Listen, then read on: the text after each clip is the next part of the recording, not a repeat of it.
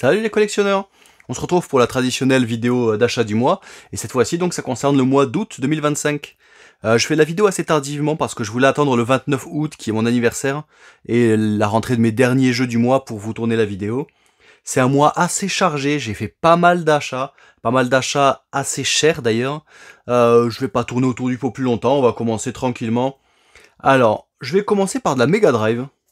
Parce que j'ai fait quand même pas mal d'achats Mega Drive, chose qui m'était pas arrivée depuis longtemps.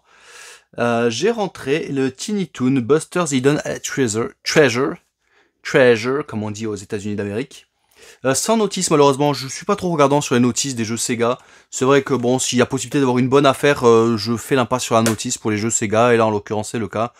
C'est du jeu de plateforme assez sympathique. Je l'ai eu à pas trop cher, je me rappelle plus exactement des prix. C'est du jeu Konami. À l'époque, Konami c'était un peu un signe de qualité, c'est plus forcément le cas de nos jours. Le Cool Spot, c'est un jeu très connu, pareil, du jeu de plateforme. Je crois, si je dis pas de bêtises, que c'était la mascotte de 7-Up peut-être, ou Sprite, un truc comme ça. Mais un soda. Il y a avec la notice qui est un peu tordue, mais qui a le mérite d'être présente et qui est en relativement bon état. C'est correct, on va dire. Et le jeu, voilà, je l'ai testé, ça fonctionne bien. Je me rappelle plus des prix, les gars, je suis vraiment désolé. J'ai acheté ça en lot, en fait, les jeux Mega Drive, donc c'est un peu compliqué pour moi de vous donner un prix. Le Earthworm Jim 2, j'avais le 1 déjà sur la Mega Drive, donc je suis content de rentrer le 2. Je crois qu'il n'y a pas la notice. Non, effectivement, il n'y a pas la notice. C'est du jeu de plateforme un peu barré, assez difficile. La jaquette pardon, est en vraiment très bon état. La boîte également, il y a même le petit support d'époque. Par contre, bon ben pas de notice. Hein. Le Bubsy, alors celui-là c'est vraiment un jeu qui me plaît pas particulièrement. Les Bubsy, c'est du jeu de plateforme vraiment pas très inspiré, je trouve. Il y a la notice qui est emballée d'ailleurs dans un plastique, et le jeu ici présent qui a un format assez particulier pour de la Mega Drive. Ouais, je disais donc les Bubsy, c'est vraiment pas du tout ma cam. Je l'ai pris parce qu'il était dans le lot, hein. Mais clairement, je l'aurais pas acheté individuellement. C'est pas un mauvais jeu, hein, mais c'est juste que ça me touche pas particulièrement, quoi. Le Dynamite Eddy, ça par contre c'est un jeu de plateforme vraiment sympa, dans un univers un peu barré, genre marionnette et tout ça. C'est très coloré, graphiquement c'est plutôt joli. C'est comme à l'époque beaucoup de jeux de plateforme très difficiles également. Pareil, pas de notice. Hop, où j'en suis de mes jeux Mega Drive? Ouais, et j'ai également le Kid Caméléon, lui je suis super content de l'avoir rentré, je vais pousser un peu ça pour faire de la place. Je suis vraiment content de l'avoir rentré parce que c'est un jeu qui respire les années 80, rien que la jaquette déjà elle pète la classe. C'est du jeu de plateforme, j'ai pas la notice, c'est un jeu qui cote un petit peu et je l'ai eu à pas très cher, je me souviens pas du prix, je crois que c'était une quinzaine d'euros mais je veux pas vous dire de bêtises. C'est vraiment un jeu assez populaire, hein. Il est bien sûr comme tous les jeux de plateforme très difficile, mais il y a des transformations dedans en fonction des objets qu'on récupère.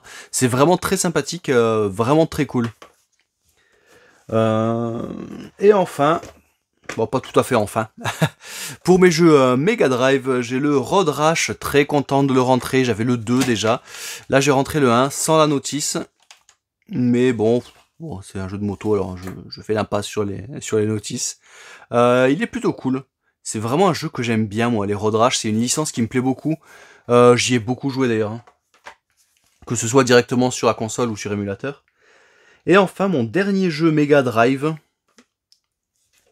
c'est le Castlevania The New Generation. Alors, pour être totalement honnête, c'est une copie, ce n'est pas un original. Je me suis pas fait avoir, hein, c'était le vendeur le vendait tel quel. Je savais à quoi m'attendre, mais c'est une copie vraiment de qualité, même le manuel a été réalisé. On voit que c'est pas un original, mais il a été très bien réalisé. Et pareil pour la cartouche.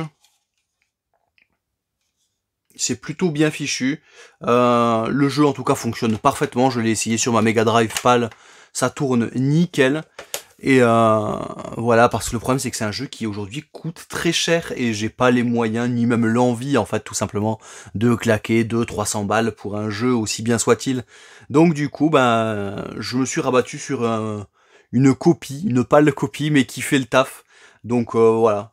Je suis quand même content de l'avoir rentré, hein, même si je savais que c'est pas, comment dire, ça n'a pas de valeur particulièrement, mais c'est un excellent jeu. C'est fini pour la Mega Drive, ce qui est déjà pas mal je trouve. Hein. J'ai également 2 jeux Master System. Alors j'ai celui-ci, le Heavyweight Champ, qui n'a absolument pas trop d'intérêt.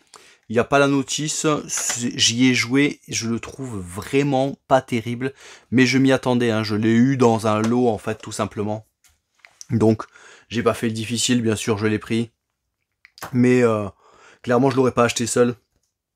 C'est le genre de jeu qui n'a pas grand intérêt à mon humble avis. Par contre, j'ai rentré celui-ci. Alors celui-ci, il a grand intérêt, les gars. Robocop versus Terminator. Ça fait tellement années 80 là aussi. De nos jours, on pourrait plus avoir un mélange comme ça de 2 licences cultes. Alors malheureusement, il n'y a pas la notice. C'est un jeu qui cote quand même pas mal. Il y a juste le jeu et la jaquette qui est vraiment en très bon état par contre. Je suis très content d'avoir rentré ce jeu, j'y ai un peu joué quand même, que ce soit la version Master System ou la version Mega Drive, à savoir que la version Mega Drive est quand même pas mal plus chère, donc je me suis orienté vers la version Master System, mais c'est fort probable que j'achète la version Mega Drive 24. Les deux sont à peu près le même jeu, mais graphiquement forcément il y a un gap assez impressionnant. Il est très beau sur la Mega Drive, c'est vraiment un très joli jeu en 2D.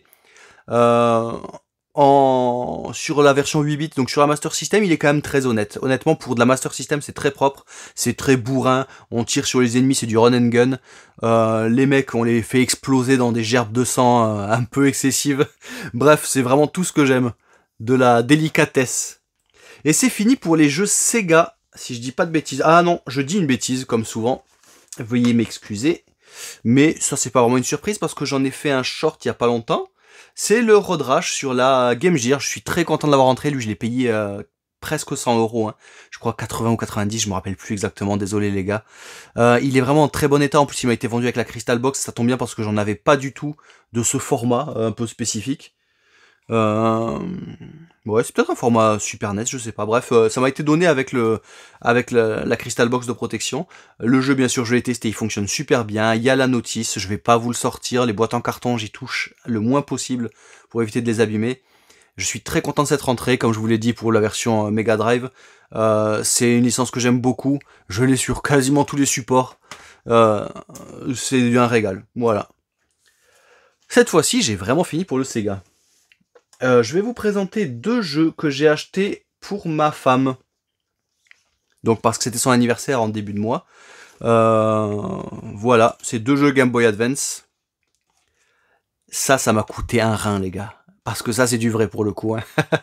Le Pokémon Ruby et le Pokémon Rouge Feu, alors ils sont pas en parfait état. On peut voir que ils sont un peu. Celui-là par exemple est un peu plié. Celui-ci n'a pas la cale à l'intérieur malheureusement, ni le petit accessoire. Par contre, il y a les notices, les jeux c'est des originaux, c'est vérifié et re-revérifié. Je suis très satisfait de les avoir rentrés, même si c'est pas pour moi, hein, ça reste dans la collection. C'est des jeux cultes, les jeux Pokémon ils cotent à mort de nos jours, donc j'en achète pas pour moi c'est trop cher pour moi.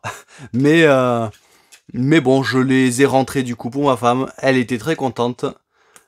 Et voilà, c'est chose faite. J'ai rentré également hier pour mon anniversaire. En fait, pour mon anniversaire, je suis allé vendre ma GX4000 que je vous ai présenté dernièrement. Et je me suis acheté quelques jeux. Et notamment celui-ci avec l'argent récupéré. C'est le Super Mario Bros 3 sur la Game Boy Advance. Alors en fait, c'est Super Mario Advance 4, mais qui correspond au Super Mario Bros 3 de la Super Nintendo. C'est un portage. Il est en français. Enfin en français, en européen quoi. Il est complet, dedans il y a les notices, il y a les pubs même de l'époque et tout ça. Le carton est vraiment dans un très bon état, je sais pas si vous voyez là, il y a juste une petite trace assez discrète, mais sinon, franchement, il est très peu corné. Il est vraiment très propre. Le gars le vendait à 45 € hein, dans la boutique, donc j'ai sauté sur l'occasion parce que le Super Mario Bros 3 c'est mon préféré de la génération NES. Donc je suis très content de l'avoir rentré. Également pour mon anniversaire, ma femme m'a offert le Super Mario World sur la Super Nintendo. Il est complet avec sa notice.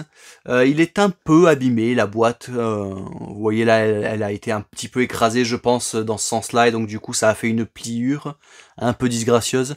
Mais sinon, il est franchement en super bon état. Je me suis empressé de le mettre dans une Crystal Box, hein, évidemment. C'est ce que je fais tout le temps, moi, pour les boîtes carton, parce que malheureusement, entre l'humidité bah, les accidents de la vie, on peut faire tomber une boîte, elles peuvent être empilées, ça peut les abîmer.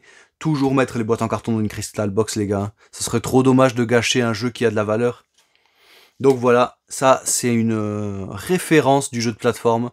Je ne l'avais pas, moi j'ai assez peu de jeux sur Super Nintendo, c'est vrai que j'en ai vraiment pas beaucoup et la plupart sont en loose en plus, donc j'étais très content que ma femme m'achète ce jeu. C'est vraiment un super jeu, il me tarde de le faire. Alors ensuite, je vais partir sur une petite exception dans ma collection. Moi je ne collectionne généralement que du PAL, parce que j'ai une collection certes pour les objets, mais aussi parce que je suis un joueur et j'aime jouer à ma collection. Et donc du coup je ne collectionne pas le japonais, mais là j'ai fait une exception pour ce jeu, le Castlevania Symphony of the Night sur la PS1, parce que c'est un jeu qui cote excessivement cher en PAL. Il faut compter au minimum 300 €, minimum. Et là je l'ai eu à 70 €. Et autant les jeux japonais, du RPG par exemple, pour moi c'est totalement injouable quand on comprend pas le japonais. On peut pas jouer à un jeu de rôle, c'est impossible quoi, sans rien comprendre. Autant sur un Castlevania, ça pose pas vraiment de soucis, parce que c'est du simple jeu de plateforme, d'action quoi, d'aventure. Il est complet, il y a la bande originale, il y a la notice, en japonais hein, évidemment. Il y a également le petit, attendez, je vais pas l'abîmer, le petit fascicule pour la bande originale, et le jeu que j'ai testé évidemment sur ma PlayStation pucée, et qui fonctionne à merveille. Donc si vous avez une PlayStation pucée et que vous êtes intéressé par ce jeu, je vous conseille fortement de vous orienter vers un modèle japonais qui est beaucoup moins cher et qui se joue très bien honnêtement, parce que il n'y a pas besoin de lire, le scénario il est un peu naze. Voilà. Donc je suis très content d'avoir rentré ce jeu, c'est la seule opportunité que j'aurai de le rentrer, parce que jamais je foutrais 300, 400, 500 balles dans un jeu aussi bien soit-il quoi. Donc voilà, très content de rentrer ce jeu-là. Ce sera une des rares exceptions en Jap de ma série, de ma collection. Et on continue sur Castlevania. J'ai acheté l'opus PlayStation Portable. J'achète quasiment jamais de la PSP. C'est une console que j'avais quand j'étais gamin, et je trouve qu'en fait elle a énormément de bons jeux, mais que c'est pas une très bonne console. Je trouve que l'idée du lecteur de disque sur une console portable, c'est pas terrible, ça fait beaucoup de bruit, il y a des temps de chargement qui sont relativement longs. Donc je joue assez peu à la PSP, honnêtement, j'en ai une qui est craquée, et là pour le coup c'est vraiment un régal, parce que les temps de chargement sont plus rapides, il n'y a pas des bruits, il n'y a pas de... Donc j'achète quasiment jamais de la PSP, mais Castlevania c'est une licence de cœur, j'aime beaucoup. En plus celui-là il reprend Symphony of the Night et Rondo of Blood. Il est vraiment pas mal du tout, c'est du jeu en 2D, 3D un petit peu. Vraiment cool, il est complet. Alors forcément il n'y a pas le jeu parce qu'il est actuellement dans ma PSP, je suis en train d'y jouer en ce moment même. Mais voilà, avec sa notice, il est vraiment très très propre. Je crois, si je dis pas de bêtises, que je l'ai payé une quarantaine d'euros, quelque chose comme ça, je crois, entre 35 et 40 €. C'est un assez bon prix. Je vous conseille, si vous êtes fan de Castlevania, de vous pencher sur la question avant qu'il devienne vraiment cher. Ensuite, on part sur de la Xbox. J'ai acheté 2 jeux de Xbox One. Je crois que je les ai achetés ce mois-ci. Je suis pas totalement sûr de moi. C'était peut-être à la toute fin du mois dernier, donc je crois pas vous les avoir déjà présentés. Si c'est le cas, je m'en excuse. C'est 2 jeux Limited Run Games, 2 jeux Castlevania évidemment. Le Castlevania Advance Collection, avec donc du coup les jeux de la Game Boy Advance, et le Dominus Collection, que lui je n'avais pas du tout sur aucun support, et je suis content de le rentrer, parce que je n'ai pas tous les opus sortis sur DS. Et donc ça reprend les opus qui sont sortis sur la Nintendo DS, et malheureusement je n'en ai qu'un, je crois, c'est le Dawn of Sorrow si j'ai pas de bêtises. Donc là, je suis très content de le rentrer sur la Xbox. J'y ai d'ailleurs un petit peu joué, j'ai passé un bon petit moment dessus.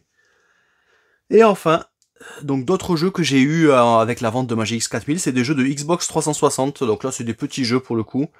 Il y a le Remember Me, et que je n'ai pas payé 9,90 €, que j'ai payé 12 €. Là, il commence à coter un petit peu, parce que je crois qu'en plus il a pas de notice, hein, si je dis pas de bêtises. Ah si, je dis des bêtises, comme toujours. Il a la notice, il est complet du coup. Le Remember Me commence à coter un petit peu. C'est un jeu qui était plutôt apprécié, moi je suis passé totalement à côté à l'époque, donc je saurais pas trop vous dire ce que ça vaut.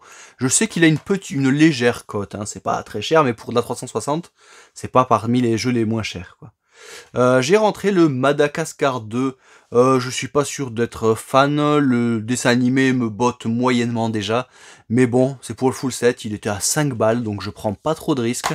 Il est complet avec sa notice. Donc plutôt satisfait de cette rentrée. Dans la catégorie des jeux Lego, j'ai rentré le Lego Avengers pour 4 €. Avec sa notice, il est complet. Pareil, hein, les jeux Lego, il y en a une chier sur la Xbox 360. Ça va me prendre pas mal de temps de tous les rentrer. Je crois que j'en ai déjà quand même bien 7 ou 8. Hein, mais il en existe plus d'une dizaine. Ensuite, j'ai rentré, je crois, si je dis pas de bêtises, que c'est le dernier Need for Speed qui me manquait sur la Xbox 360. Le Most Wanted, le plus rare de 2005, je l'avais déjà depuis un petit moment. Et il me manquait celui-là de 2012 qui est beaucoup moins réputé, beaucoup moins coté. Il n'y a pas le prix d'ailleurs, tiens, sur celui-là, mais je crois qu'il était à 5 balles, si je dis pas de bêtises. Il avait pas de notice par contre. Hein. Et si. Wow. Enfin, ouais.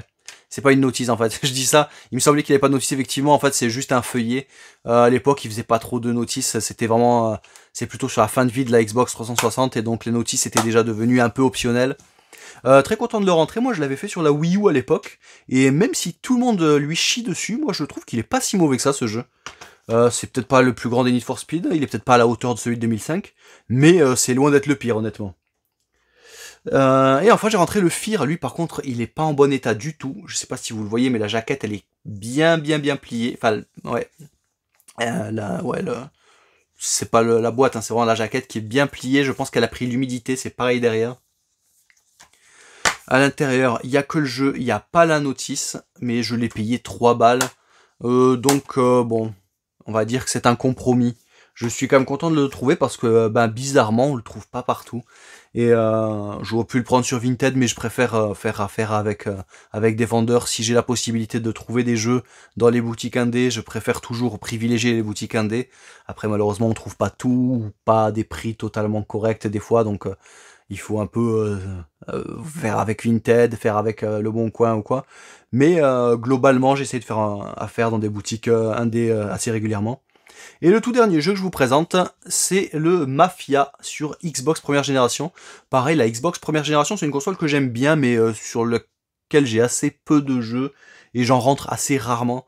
Le Mafia, c'est un classique que je voulais vraiment rentrer. Je l'ai sur aucun support, en fait, ni même sur PC, je crois, ni sur PlayStation 2.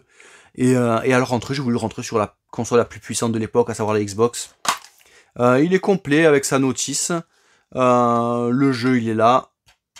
Voilà, rien de plus à dire, hein. Mafia, c'est du GTA-like, je crois que je l'ai payé 5-6 balles, quelque chose comme ça. C'est du jeu qui est encore très commun, vraiment pas très cher. Je pense pas qu'il cote un jour parce qu'il s'est vraiment bien vendu. Mais pour moi, ça fait partie des jeux qu'il faut avoir dans une collection. Surtout quand on est comme moi assez fan des GTA, parce que c'est un GTA à la sauce Mafia tout simplement. Et c'est un incontournable. Voilà, c'est tout pour les achats du mois, je trouve que c'est déjà pas mal, je vais essayer de vous faire un plan un peu de la pile que ça représente. Voilà, c'est quand même pas dégueulasse. N'hésitez pas à me dire ce que vous en pensez dans les commentaires, si ça vous a plu, et on se retrouve pour la prochaine vidéo. Ciao!